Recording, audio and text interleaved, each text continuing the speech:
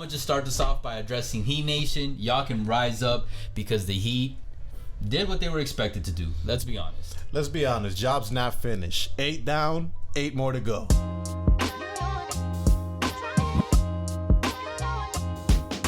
Ooh, I like that start, man. You know what I really like about that? I saw a photo on Twitter of like you saw in the arena on the outside of the stadium, what the marketing team did with the 16 games in total, and they're like that's clever marketing, Heat squad.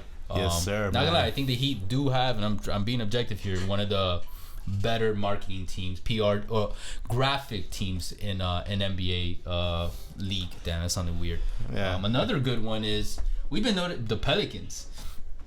Yeah, shout out to them. I know people are like, what? But it's like we've been searching mad images when we're doing these reactions, and you guys, see one here and stuff, and doing all that, we're kind of like, you know what I mean? We're like seeing who's got some dope graphic designers, who's got some fast dope graphic designers. Yeah, for real, some man. of them are ass, or some of them take like the next day and are like, yo, we need the images ASAP for these reactions. Yes, sir. And yeah, some squads.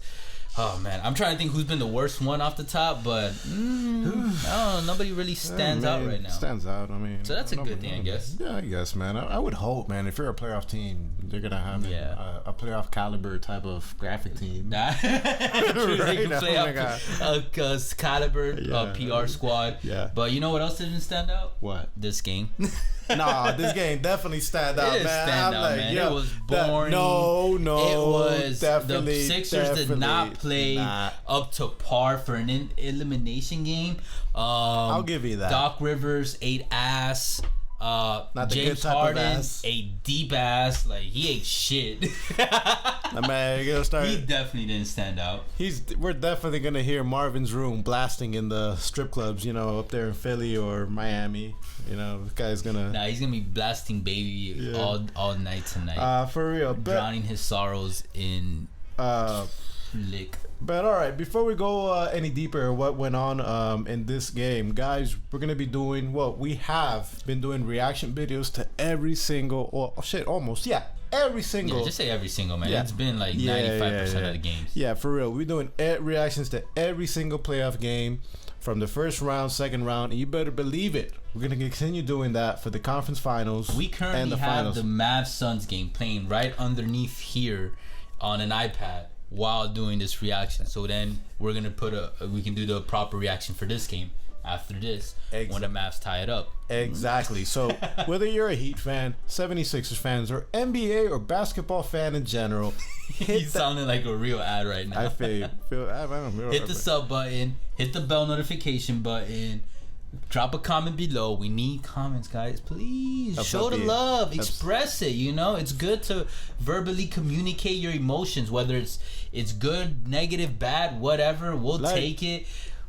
Ask this man. He's gotten mad hate over in the channel's lifetime. Yeah, for real. I'm the blue guy. Shit. Today he's the red shirt guy. So if there's negative comments, like red shirt guy don't know shit. Don't know shit. I'm pissed off about the Sixers. You're a fake Heat fan. I'm definitely not a fake Heat fan, man. If anything, I'm a little bit overboard for being a co-host of this channel. I need to be a little bit more objective.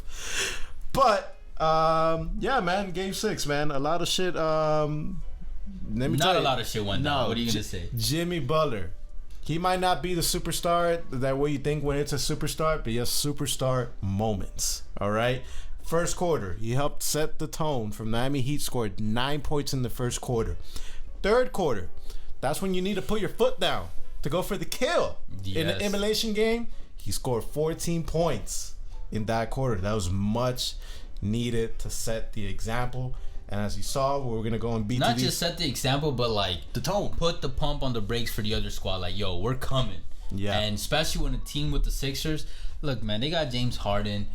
When you got players like that on the other end, the easiest way to defeat them is just deflating their hope or deflating like any hope, any chance that they think they might have. Yeah. And that's, because once you make that mountain look a little higher to climb, players like Harden, man, they don't climb that mountain. They're, I don't want to say lazy or complacent, but for lack of a better word, like something like that. You know what I mean? I'm brain farting on the exact term to properly use, and that's what I think something that Butler recognizes. Because guess what? If it was Embiid and he was fully healthy and he just fucking blasted off like.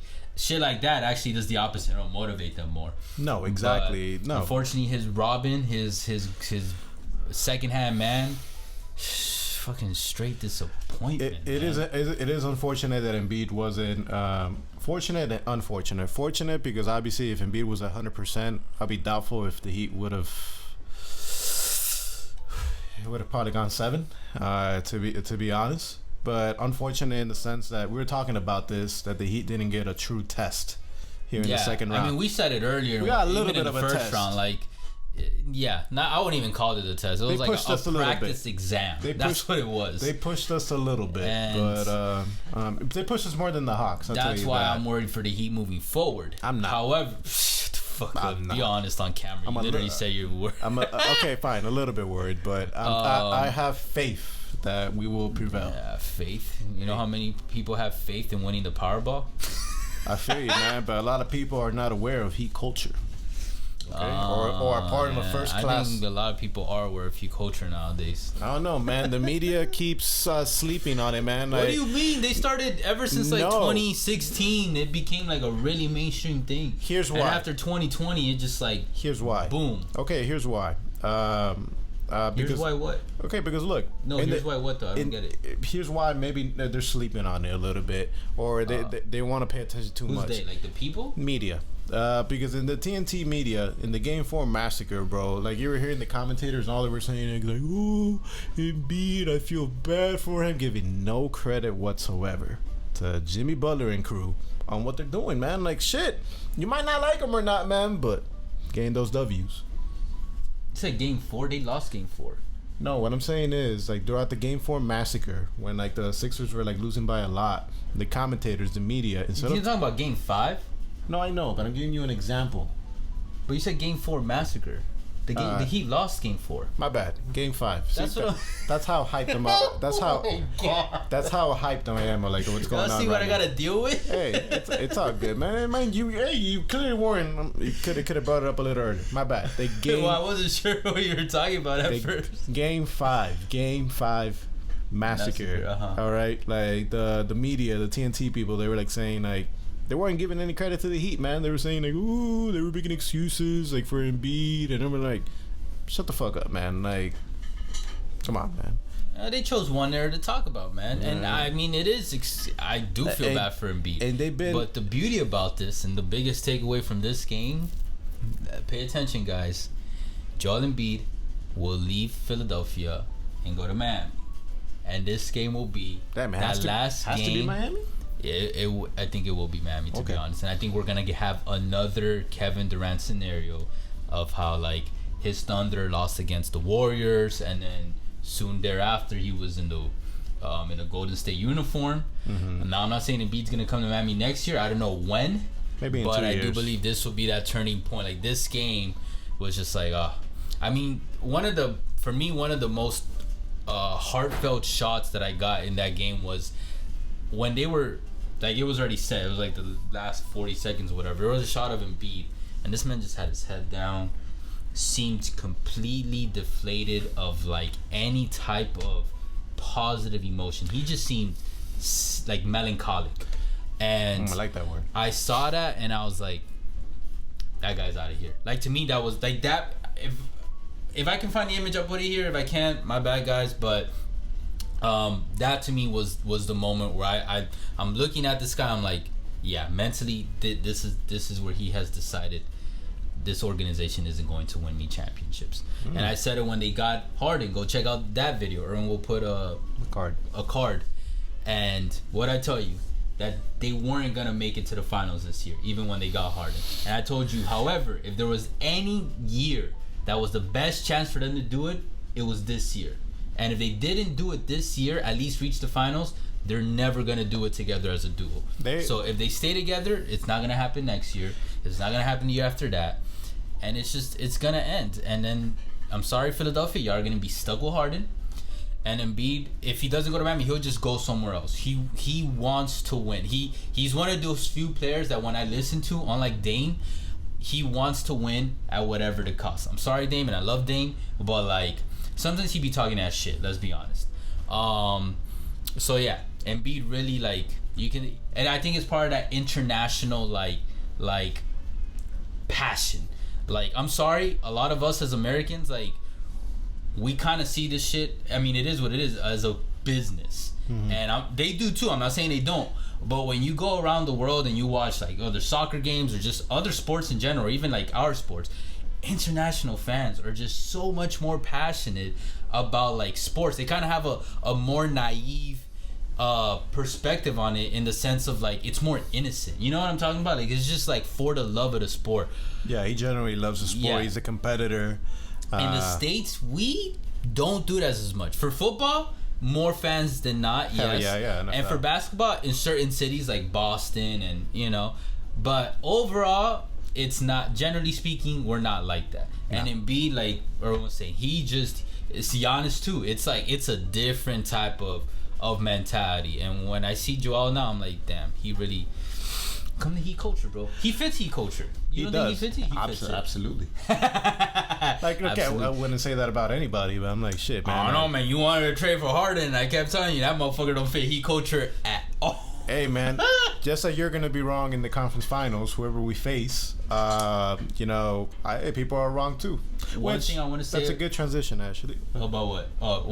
One thing I want to say about the conference finals, now that we know the Heat are officially in, and I've said this before in other reactions, whether you're a Heat fan or not, as a basketball fan, you can't deny that this is going to be the best conference finals in years, because the Heat will either face the Bucks, the trilogy, and they have that trilogy. They have an actual rivalry, or they also have a rivalry with the Celtics. And it'll be a second in 3 years, 2 back-to-back Eastern Conference Finals meetups.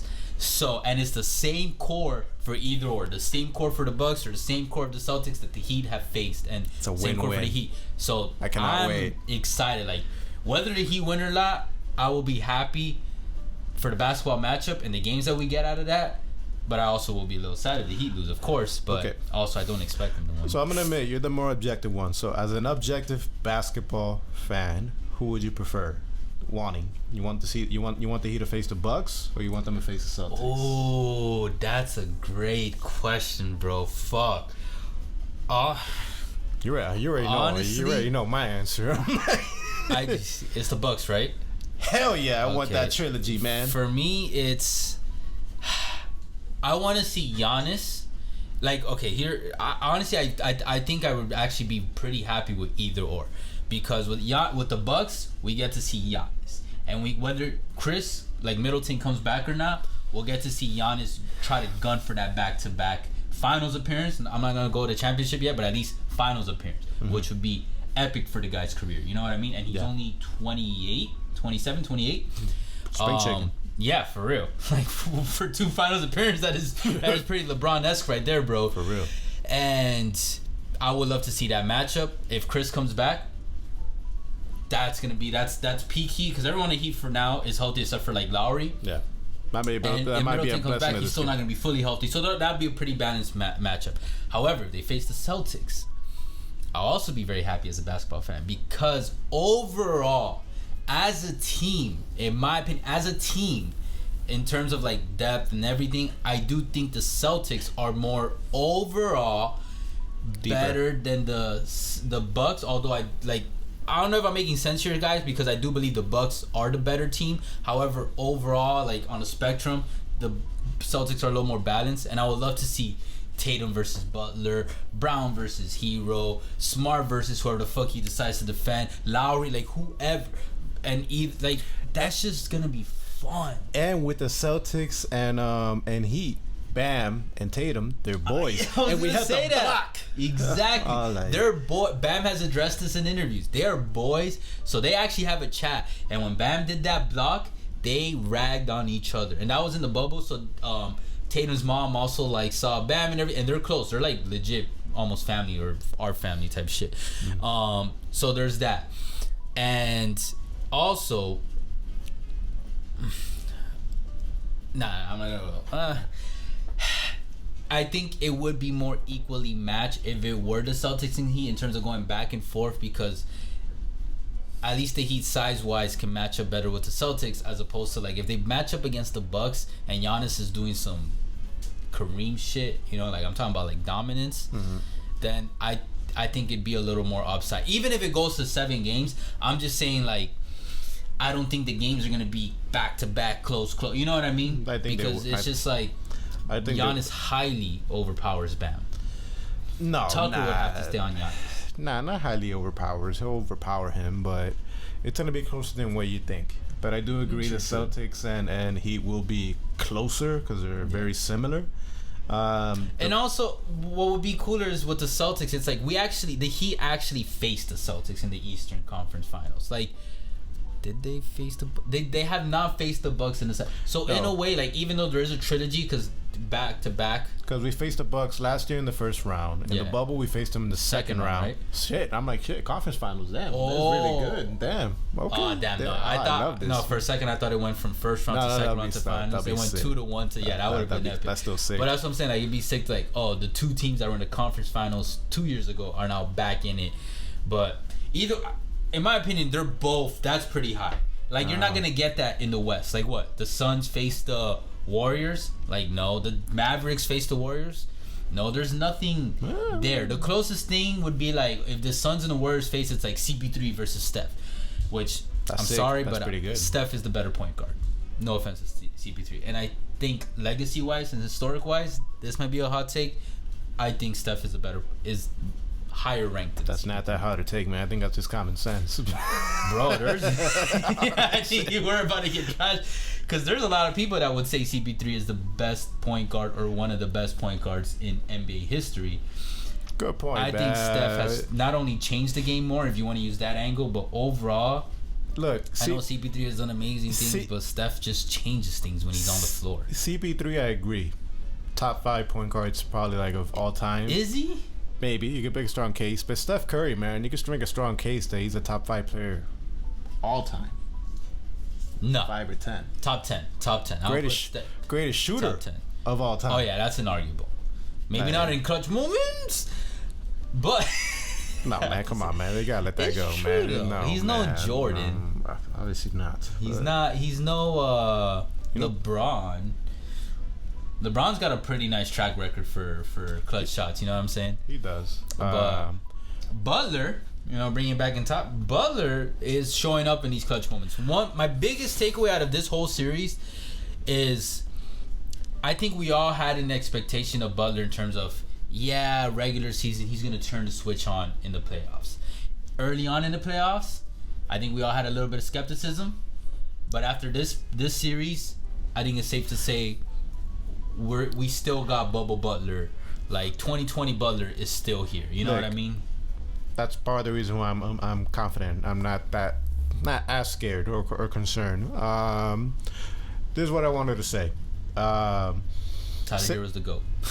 Tyler Hero needs to step the fuck up, man. Like he's been like after game 1 and 2 with the Sixers, man, he's been playing like ass. Now, granted, the defense has been focusing a lot on him, so it's a little bit tough with that. Yeah, but that shit makes me kind of a little disappointed because it doesn't support my superstar take.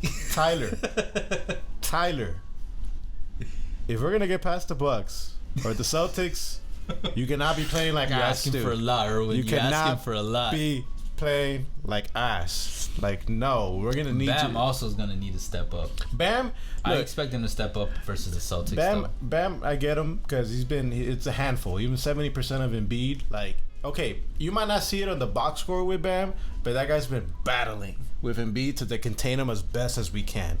That's acceptable. If you could do that with Giannis and like hold him down as much as you can, it's a lot of energy to put on D. But Bam has a lot of energy, so just do that. It's impossible to lock Giannis down, but if you could slow him down enough that we can get that down to 20-25 points. That's all we're asking for. We can get a W. No, not that. I mean, 25 or 30. I mean, because Giannis is fucking 40. If you're walking, he's a walking bucket. He's a walking 40. But shit, what I wanted to say with Jimmy Butler is, similar to how we were expecting Tyler Hero to pop off the year following the bubble and he disappointed. It kind of happened with Butler in the playoffs last year. It didn't help that he tweeted before the fucking Bucks series saying, "I'm stupidly locked in," and he got his stupid ass kicked. There's the Jimmy Butler, the Jimmy Butler that we were expecting last year in the playoffs. We're seeing this year, which we're gonna need that because while the Heat don't have a true superstar, Jimmy Butler. Wow! Look, he said it. He said it. Jimmy Butler is. How many times have I said they don't have a true superstar? However, and you deny me. He plays like a superstar, elevating his play in the playoffs. He plays like one. Bubble Jimmy Butler, the final. Okay. But that's why I would be very, very hyped to see a Tatum versus Butler matchup. To me, that chef's kiss. That would be beautiful to witness. And another thing, the Heat, number one. Fuck Butler, fuck Hero, fuck Bam. The number one thing that he need to fucking do that they were very inconsistent and ass in the second half of this series, or not even second half, like after the first two games, the threes, man. Where's the 3-point shot? Where is the 3-point shot? It's because they are not beating the Celtics or the Bucks if they are shooting 25% from the three. Well, I need to see. I don't have the stats in front of me of what was their overall percentage as a squad for this series, but for sure it wasn't too good because in the past 3 to 4 games. Hey, but if we're going with a half empty, half full glass approach, it's a good sign. The Heat are still finding a way to win. And against it doesn't matter. It's against the Sixers, man. I get you, man. The Sixers compared to the Bucks and Celtics, they're like what 70? No, that's too. 75 to 85% of what the Celtics and Bucks are. It's still a W, dude. If you're still, who cares if it's but you get what I'm saying? I get what you're saying. You think they can shoot like that and still win a series? I'm not. Say they shoot the 3-point the way they did overall in this series. Okay. You think they do that in this next series? Whoever they face, they're gonna win that series? Look. No, just answer yes or no. You're right, but you're not getting my point. Okay, when you go into these playoffs, like you're seeing a team over and over and over again. It's not like the regular season. Teams, the coaches, they're watching film, man. They're gonna take something away from you. So it's a good sign the fact that Doc Rivers and crew and wherever coaching staff are going, they took something away from the Heat and still they find a way to win. You cannot take away from that. That's good. That's a sign that you normally see from championship winning squads. They find a way to win. Dude, nah. I get what you're saying, but the fact that they did it against the Sixers doesn't mean shit. It's the Sixers at the end of the day. You say like they're a G League squad, bro, dude. Come on, man. I just said you just agreed. They are 75 to 85 what the potential of the Celtics and Bucks are. So that means there's a whole 25% room of betterment. Wow. You get me? Talent and everything that they're gonna face against the next team, and playing like this is not. They're not gonna will away if they get. You know what I mean? Well, it's like that's their defense is also gonna be Celtics defense. Shit, and Giannis on the floor with the Bucks, and Holiday fucking playing like a defensive player of the year. Shit, man, they should have given it to Drew Holiday and not Marcus Smart. That's what's up. I forgot who said that today, but. Yeah. Anyways, I know we ranted on for a little while, but shit, there's like a series. Yeah, we're talking about this series. Yeah, for real. Takeaways and all that good stuff, and future predictions and predicaments. Oh, one final thing I do want to bring up: MVP of the game, Max Strus. I did want to talk about Max. Thawed the fuck out. Just like Duncan Robinson was the highlight of the Heat for the past couple of years, for this year and for probably like the next year to two. Max Strus is going to be a highlight for the Miami Heat. He is a great find. I've said this before. Go watch his long shot interview, and you will understand why he is. It's why I was a little high. I can't say I'm like, I called. He was not someone I called, but I did have like conservative hopes. Like, oh shit, I think this guy can really like do something for the Heat squad. Because when you learn his backstory, it's like, oh, this guy. He's built different. Absolutely. And he's got a shot. Yes. But unlike Duncan, it's too early to say, but he does seem to be a better overall player than Duncan. You know he can shoot it and rebound, and assist. and Max Strus, got man, a good eye. His defense shits on Duncan Robinson. He's a beautiful man, you know, good marketing ability. Yeah. He's a good looking guy, right? Yeah, he's a good looking guy. I mean, hide your girlfriends, hide your wives. Man, I mean, shit. Yeah, okay. Shit, I was gonna say something, but I'm like, nah. You should start thinking about his eyes. Yeah. It's like, oh my God, his eyes. That's why he stole the ball from me. But anyways, for the ones that are still... That's why Harden underperformed this game, man. He was enamored with that. He was enamored with throwing dollar bills at the strip clubs. That's why he was enamored. Like, shit, man, that's the only defense Harden's very good at, man. Like, you know, not letting anybody touch those dollar bill stacks with the throw at Tootsies or his plates. We would know. We're both fat asses. Certified fat asses.